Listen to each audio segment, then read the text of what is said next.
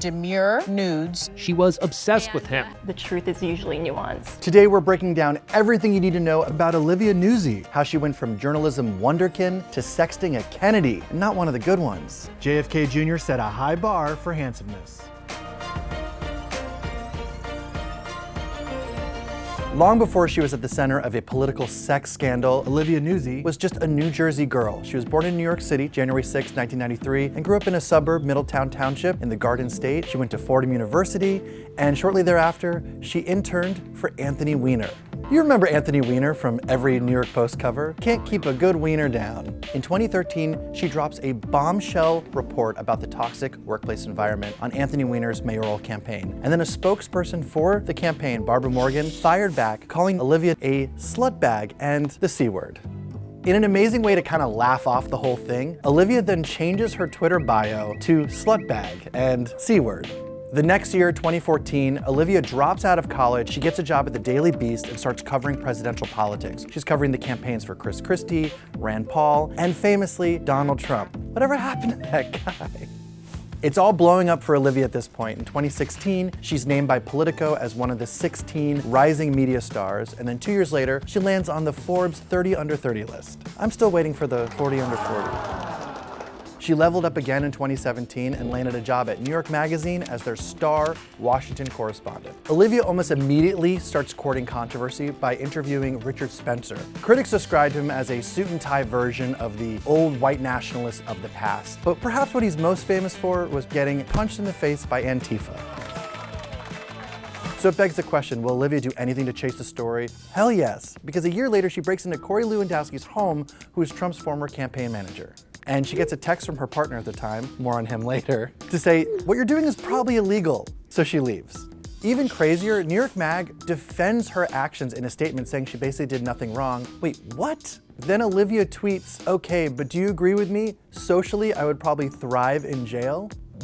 Wow. She's basically taking on the mantle of Martha Stewart. You might be wondering what Donald Trump thinks of Olivia Nuzzi. In 2022, she wrote a hit piece on him, basically painting him as this ex-presidential recluse who just plays golf all day long at Mar-a-Lago. In response, he called her dumb and unattractive, neither of which are true. And then she responded by posting pictures of him staring at the solar eclipse. This is middle school shenanigans.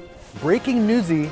So fast forward to 2024 and CNN breaks the news that Olivia Nuzzi has been having an affair with Robert F. Kennedy Jr. back in 2023. Olivia had sent Kennedy demure news. Very demure, very mindful. Details of their sexting were nutsy. He had texted her that he wanted to control her and impregnate her. Whew. And also, the New York Post had exclusively reported these two had incredible FaceTime sex. She also reportedly bragged to her friends that he had incredible stamina. I'm sorry, I'm just thinking about how horrifying all of this is. Olivia confirms the story is true, but it never got physical. RFK Jr.'s camp responded. They denied the allegations. They said the former presidential candidate had only met Nuzzi once and that it was for an interview that ended up being a hit piece. As for the worm in RFK Jr.'s brain, he has yet to respond. Meanwhile, during all of this, RFK Jr.'s wife, Cheryl Hines, was spotted getting dinner in Italy with her daughter's sans wedding ring.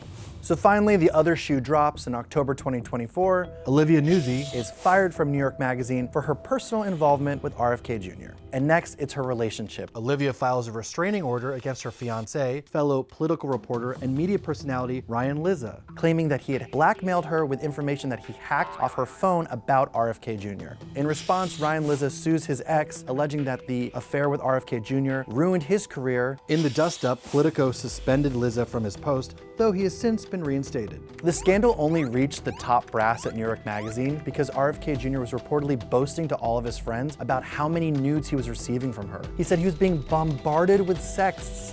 But don't worry, things aren't over for Olivia. She actually launched a show on Bloomberg TV called Working Capital, where she interviews politicians and movers and shakers of the day to find out what makes them tick. And hopefully, she doesn't get their phone number.